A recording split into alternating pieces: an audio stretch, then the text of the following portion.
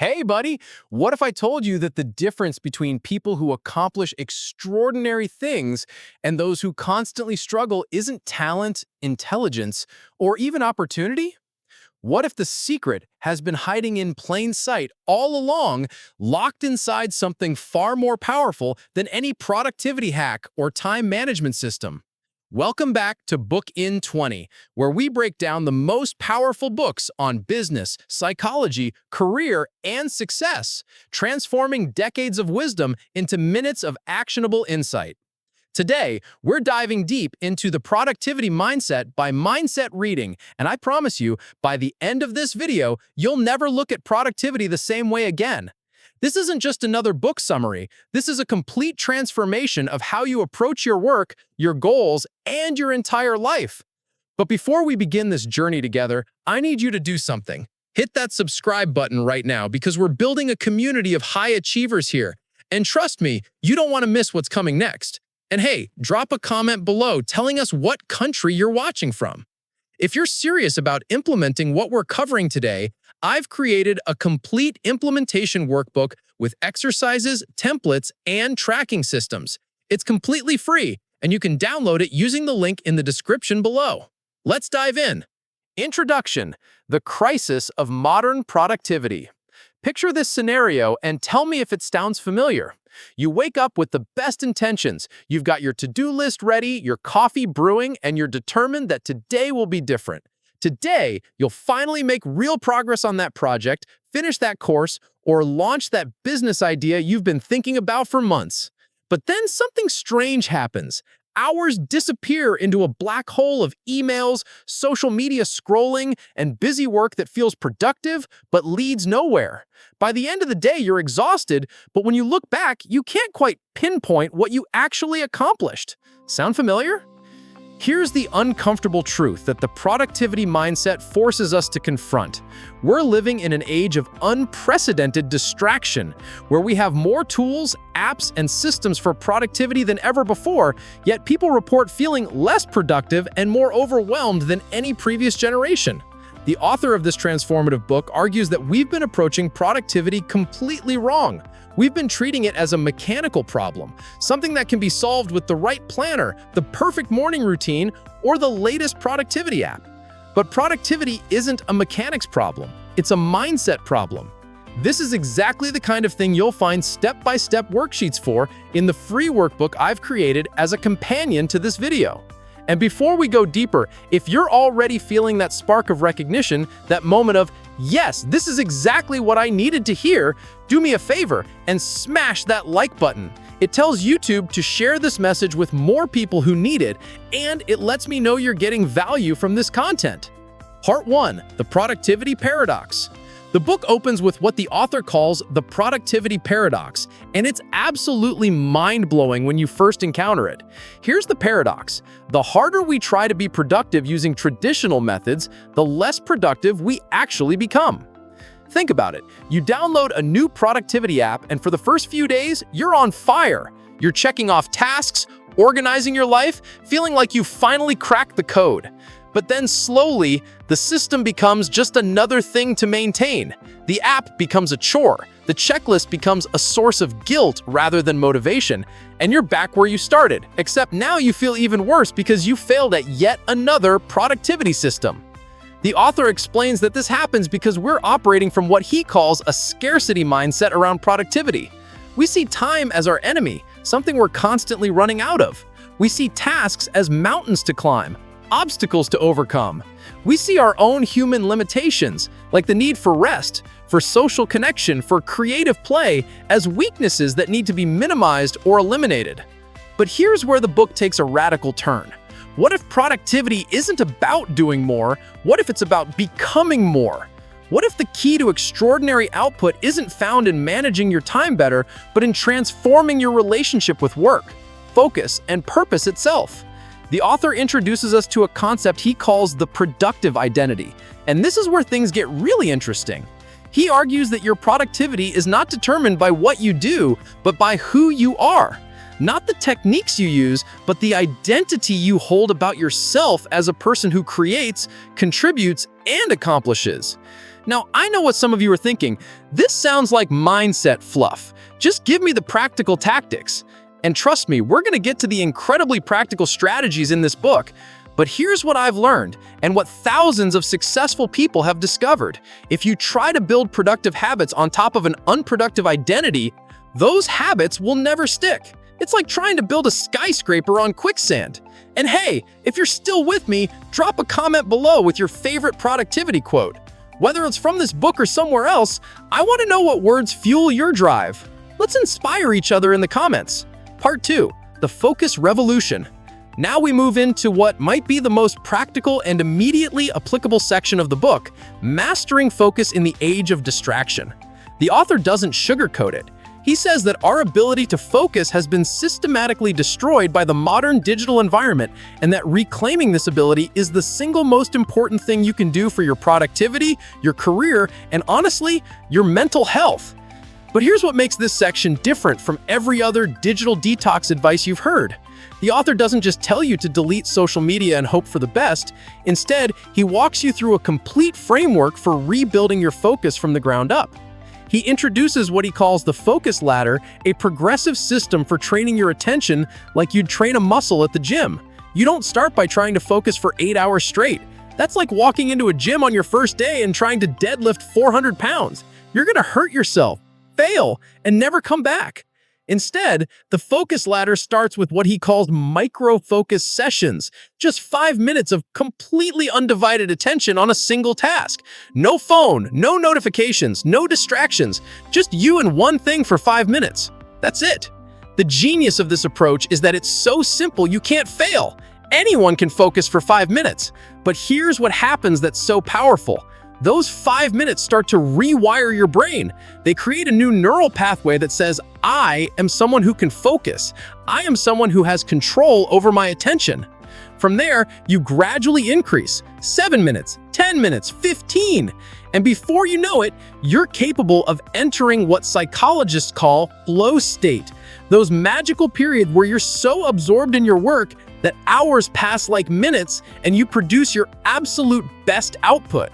The author shares a story about a software developer who was struggling to complete projects because he was constantly interrupted by Slack messages, emails, and meetings. Using the focus ladder, this developer started with just one 5-minute focus session per day. Within 3 months, he was regularly achieving 2-hour flow states, and his productivity doubled. Not because he was working more hours, but because the quality of his attention had transformed. But the focus ladder is just the beginning. The author then introduces practical techniques for protecting your focus once you've built it. Things like attention architecture, which is designing your physical and digital environment to make focus the path of least resistance. Things like energy mapping, where you identify your natural peaks and valleys of mental energy throughout the day and schedule your most important work accordingly. Don't go anywhere, because we're just getting started. The next section is going to blow your mind. And if you leave now, you'll miss the strategy that the author calls the secret weapon of every high performer I've ever studied. Part 3, combat laziness and the motivation myth. Here's where the book gets controversial, and honestly, this might be the most important chapter for most people watching this video. The author makes a bold claim. Laziness, as we understand it, doesn't actually exist. Wait, what?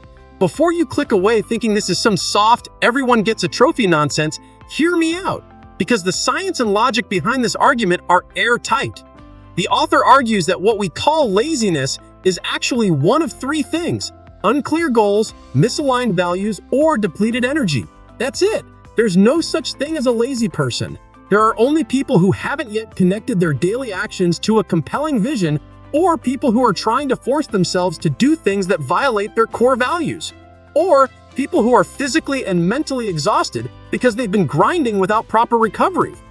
Think about the times in your life when you've been lazy about something.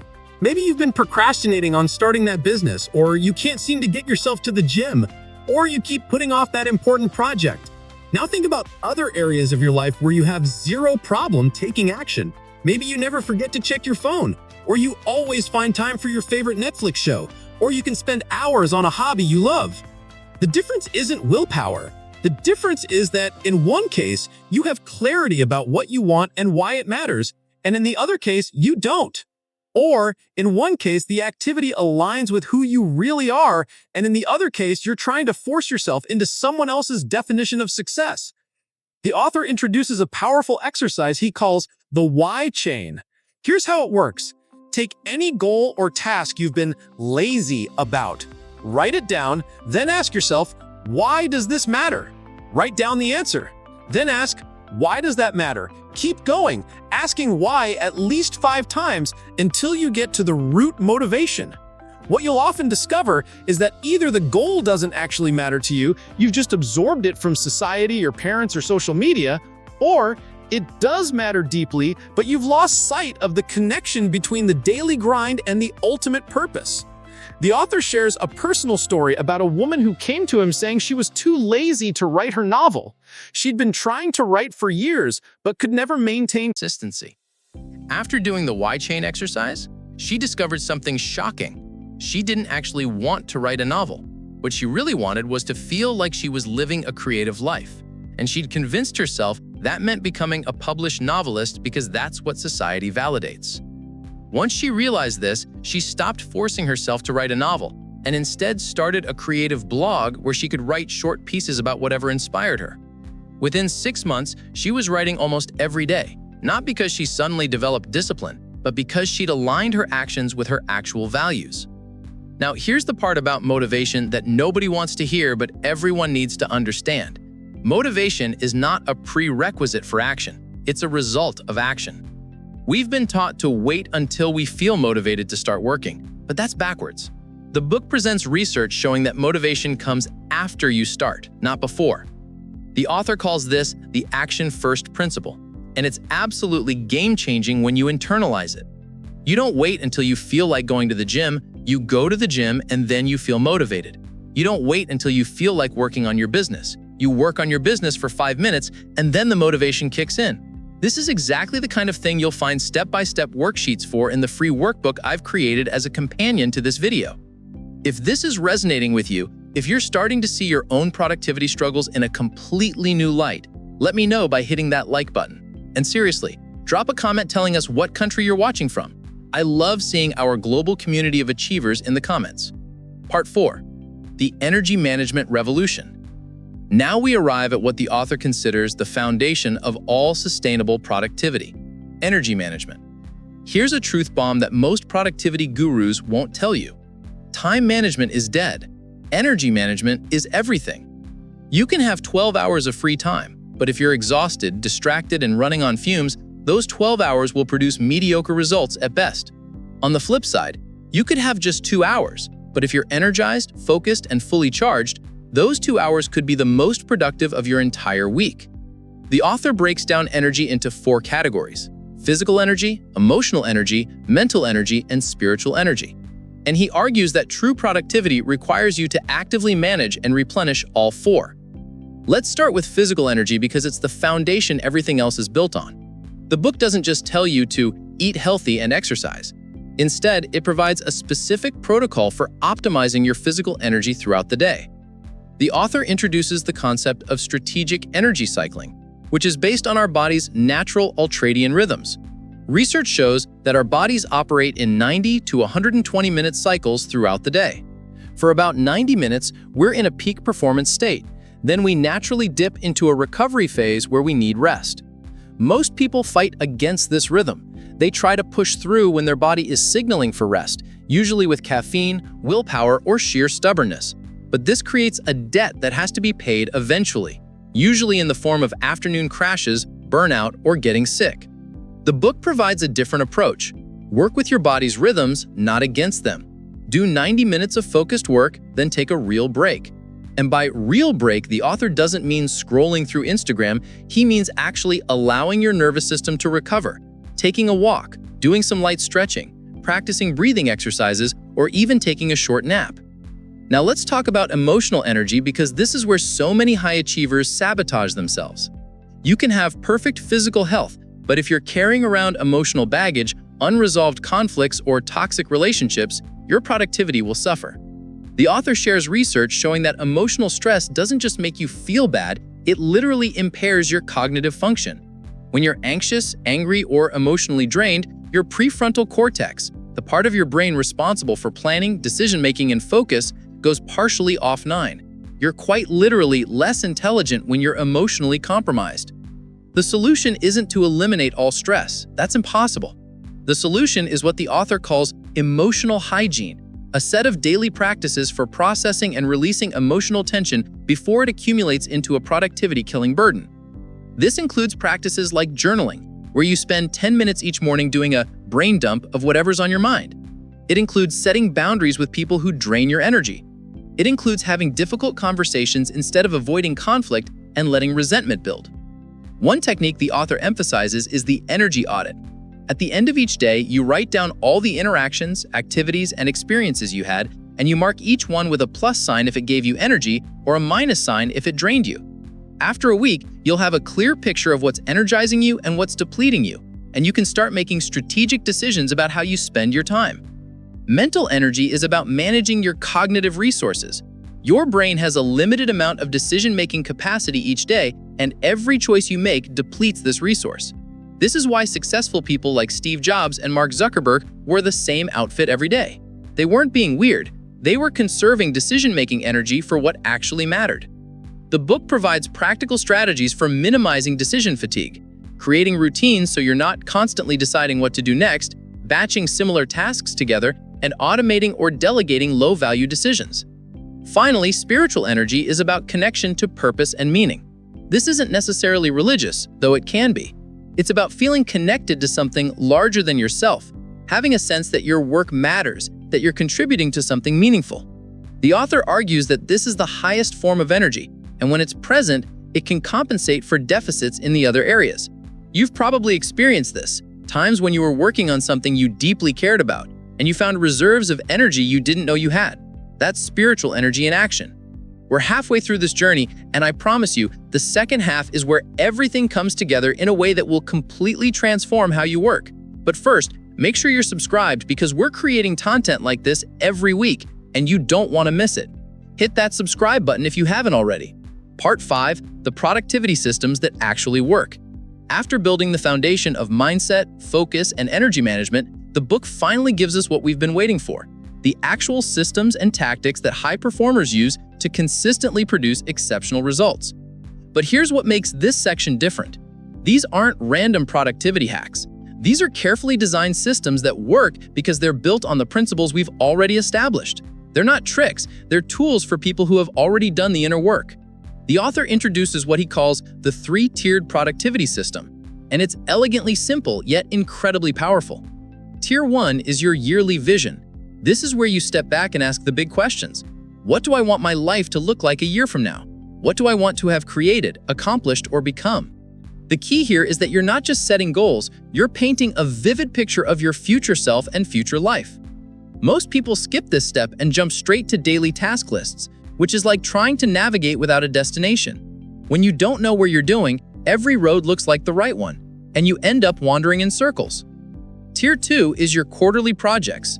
This is where you take your yearly vision and break it down into 3-month sprints. The author argues that 3 months is the perfect time frame because it's short enough to maintain urgency, but long enough to make meaningful progress on significant projects. Here's the key. You don't try to work on everything at once. You identify the 2 or 3 most important projects that will move you towards your yearly vision, and you make those your exclusive focus for the quarter. Everything else gets parked for later. This is so hard for most people because we've been conditioned to believe that productivity means having a million things in progress at once. But research consistently shows that divided attention produces inferior results. The author quotes a study showing that people who focus on one major project at a time accomplish 3 times more than people who juggle multiple projects simultaneously. Tier 3 is your daily priorities, not your daily tasks. Notice the distinction. Most to-do lists fail because they're just a random collection of tasks with no strategic focus. Instead, the author recommends starting each day by identifying your big 3, the 3 most important things that will move you towards your quarterly projects. These aren't just any 3 tasks. They're specifically the tasks that will create the most momentum, that will have the biggest impact, that align most directly with your goals. And here's the rule: you don't allow yourself to work on anything else until the big 3 are complete. This creates incredible focus. Instead of feeling overwhelmed by a list of 50 things you should do, you have clarity about exactly what matters today. And when you complete your big three, you get to feel successful regardless of what else happened that day. The author also introduces several powerful supporting systems. There's the 2-minute rule for small tasks. If something takes less than 2 minutes, do it immediately instead of adding it to your list. There's time blocking, where you schedule specific blocks of time for deep work and treat them as sacred, non-negotiable appointments with yourself. There's the weekly review, which might be the most important practice in the entire book. Every week, you take 30 to 60 minutes to review what you accomplished, what you learned, what worked and what didn't. You celebrate your wins, you analyze your failures, and you adjust your approach for the coming week. This creates a feedback loop that makes you smarter and more effective every week. Most people never improve their productivity because they never stop to reflect on what's working and what's not. They just keep doing the same things and hoping for different results. One of my favorite stories from the book is about an entrepreneur who was constantly overwhelmed, working 12-hour days but never feeling like he was making progress. After implementing the 3-tiered system, he actually started working fewer hours, but his business grew faster than it ever had before. The difference wasn't that he found some magical productivity hack. The difference was that he finally had clarity about what actually mattered, and he had the discipline to focus exclusively on those things. If you're loving this content, do me a huge favor and share it with someone who needs to hear it. Send this video to a friend who's struggling with productivity. Post it in your story. Share it with your team. This message needs to reach more people, and you can help make that happen. Part 6. Overcoming the internal obstacles. We're entering the final stretch, and this is where the book gets deeply personal and psychological. Because here's the truth that most productivity advice ignores. The biggest obstacle to your productivity isn't your schedule, your environment, or your resources. It's you. Specifically, it's the stories you tell yourself, the fears you carry, and the self-sabotage patterns you've developed over years. The author identifies 3 major internal obstacles that keep people from reaching their productive potential: perfectionism, fear of success, and the impostor syndrome. Let's start with perfectionism, because it's probably the most socially acceptable form of self-sabotage. Perfectionists often feel proud of their high standards, but the author reveals perfectionism for what it really is: a sophisticated form of procrastination. When you demand that everything you produce be perfect, you create an impossible standard that guarantees you'll never feel satisfied. More importantly, you create a fear of starting, because starting means risking imperfection. So you wait, you research more, you plan more, you prepare more, and you never actually ship anything into the world. The author shares a powerful quote that changed his entire relationship with perfectionism. Perfectionism is not a quest for excellence, it's a shield against vulnerability. When you demand perfection, you never have to face the possibility of putting something out there and having it judged as insufficient. The solution isn't to lower your standards, it's to embrace what the author calls progressive excellence, the idea that you can produce something good now and make it better later. Your first draft doesn't have to be perfect, it just has to exist. Then you can revise it, improve it, and eventually make it excellent. Next, fear of success, which sounds paradoxical until you understand it. The author explains that many people unconsciously sabotage themselves right when they're on the verge of a breakthrough, because success would require them to change their identity, face new responsibilities, or step into a version of themselves they're not sure they're ready to be. Maybe success would mean outgrowing your current social circle. Maybe it would mean people expecting more from you. Maybe it would admit that you're capable of more than you've been achieving, which would require acknowledging that you've been playing small. The solution is to do what the author calls success rehearsal, where you vividly imagine yourself succeeding and then honestly explore all the fears and concerns that come up. What would success cost you? What would you have to give up? What new challenges would you face? By bringing these fears into consciousness, you can address them directly, instead of letting them quietly sabotage you from the shadows. Finally, imposter syndrome, the persistent feeling that you're not qualified, that you don't deserve your success, that you're going to be exposed as a fraud. The author reveals that imposter syndrome is especially common among high achievers, and that it's actually a sign that you're pushing beyond your comfort zone. The key insight is that imposter syndrome isn't something to overcome, it's something to expect and work with. Every time you level up, every time you step into a bigger version of yourself, imposter syndrome will show up. The question isn't how to eliminate it, but how to keep moving forward despite it. The author recommends what he calls evidence collection, where you keep a running document of every accomplishment, every piece of positive feedback, every proof that you are, in fact, qualified and capable. When imposter syndrome strikes, you review this evidence and remind yourself of the truth. These internal obstacles are real, they're powerful, and they've stopped more talented people than external circumstances ever could. But they can be overcome, not through positive thinking alone, but through conscious awareness and strategic practices that rewire how you see yourself and your capabilities. Conclusion: everything we've covered today is just the beginning. If you want to actually implement these strategies rather than just feeling inspired for a day, download the complete implementation workbook. It's got tracking templates, reflection exercises, and a 30-day implementation plan that will guide you step by step. The link is in the description. It's completely free, and it's my gift to help you actually transform your productivity rather than just learning about it. We've covered so much ground today, and if your mind is spinning with ideas and insights, that's exactly how it should be, because the productivity mindset isn't just a book about doing more tasks. It's a complete reimagining of what productivity means and how it fits into a life well lived. Let's recap the key insights we've explored.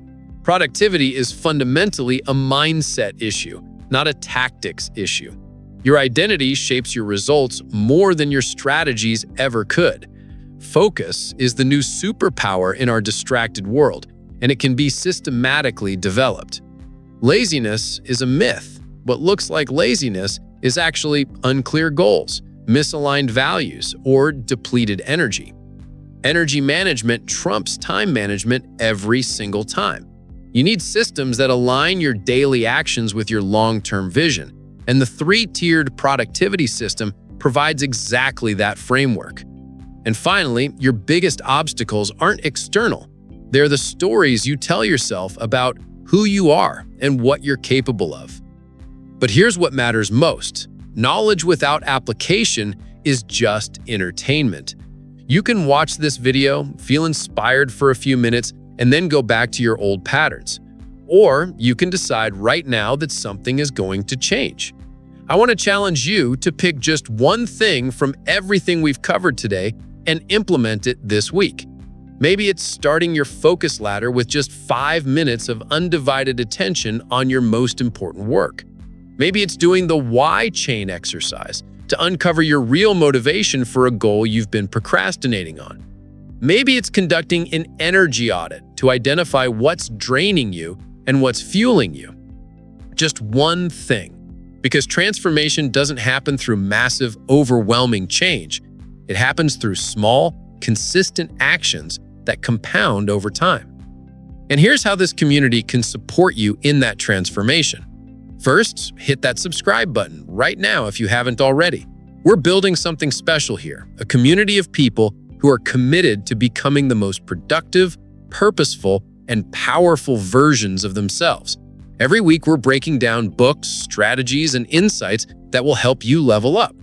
Second, turn on notifications so you never miss an upload. The next video in this series is going to be absolutely game-changing. Third, and this is important, drop a comment right now. Tell us what country you're watching from. Tell us what your biggest takeaway was from this video. Tell us which insight hit you the hardest. Share your favorite productivity quote. Let's create a conversation, because your comments don't just help the algorithm, they inspire other people who are on the same journey. Fourth, if you got value from this video, hit that like button. It seems like a small thing, but it genuinely helps us reach more people who need this message. And finally, share this video. Send it to that friend who's always talking about how busy they are but never seems to make progress. Share it with your team at work. Post it on your social media. Because the truth is, most people are struggling with productivity not because they're lazy or incompetent, but because they've never been taught the real principles that make sustainable high performance possible. Remember, you don't have to be a victim of your circumstances, your schedule, or your past patterns. With the right mindset, the right systems, and the right energy management, you can accomplish more in the next 3 months than most people accomplish in 3 years. The productivity mindset isn't about squeezing more work into your day. It's about designing a life where your daily actions align with your deepest values, where your work feels meaningful, where you're creating the future you actually want, instead of just reacting to whatever comes your way. So thank you for spending these minutes with me today. Thank you for being part of this community. Thank you for committing to growth, to excellence, to becoming more than you were yesterday. Now get out there and show the world what you're capable of. I'll see you in the next video, where we're going deeper into strategies for maintaining momentum and building unstoppable habits. Until then, stay focused, stay energized, and remember, your productivity is a reflection of your mindset. Change the mindset, change everything. This is your favorite channel, Book in 20, signing off. Don't forget to like, subscribe, and drop that comment telling us where you're watching from. Let's build this global community of high achievers together.